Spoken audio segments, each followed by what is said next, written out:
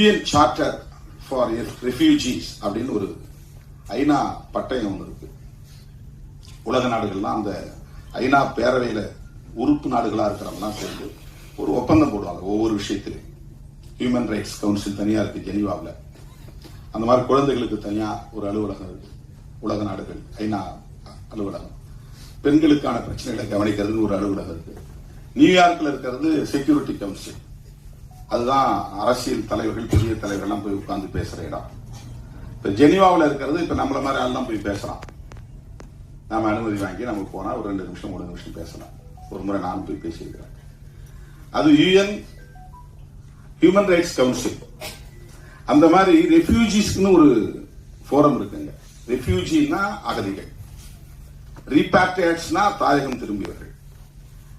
இந்த ரெஃப்யூஜிஸ்க்கு உலக நாடுகள்ல யாரு தஞ்சம் கேட்டாலும் அவங்களுக்கு கொடுக்கணும்.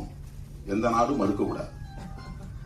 போர் காரணத்தினால புலம்பெயர்வாங்க, இயற்கை சீற்றம் காரணமாக புலம்பெயர்வாங்க, வறுமை காரணமாக புலம்பெயர்வார்கள். இப்படி ஏதாவது காரணங்களால டிஸ்பிளேஸ்மெண்ட், ஒரு நாட்டில இருந்து இன்னொரு நாட்டுக்கு புலம்பெயர்வு.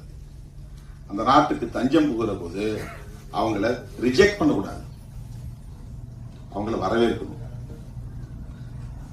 வரவேற்று அவங்கள மனிதர்களா நடத்தணும், அவங்களுக்கான வாழ்வாதாரங்களை உறுதிப்படுத்தணும். அவங்களுடைய கல்வி, அவங்களுடைய சுகாதாரம், அவங்களுடைய மருத்துவம், அவர்களுக்கான வேலை வாய்ப்பு எல்லாவற்றையும் உத்தரவாதப்படுத்த வேண்டும் அப்படிங்கறதுதான் UN சார்ட்டர். அது உலக நாடுகள்லாம் ஒன்னா சேர்ந்து உருவாக்கி இருக்கிற ஒரு சார்ட்டர். சார்ட்டர்னா அது ஒப்பந்த பத்திரம் மாதிரி, ஒப்பந்த பட்டயம். அதுல கையெழுத்திடாத நாடு இந்தியா. மற்ற நாடுகள்லாம் கையெழுத்திட்டு இருக்கிறாங்க. ஏன்னா இவங்களுக்கு அண்டை மாநிலங்கள்ல இருந்து நிறைய உள்ள நுழைறாங்க. அவங்க எல்லாம் இங்க வச்சுக்கிட்டு எங்களால இடம் கொடுக்க முடியாது, உரிமைகள் தர முடியாது.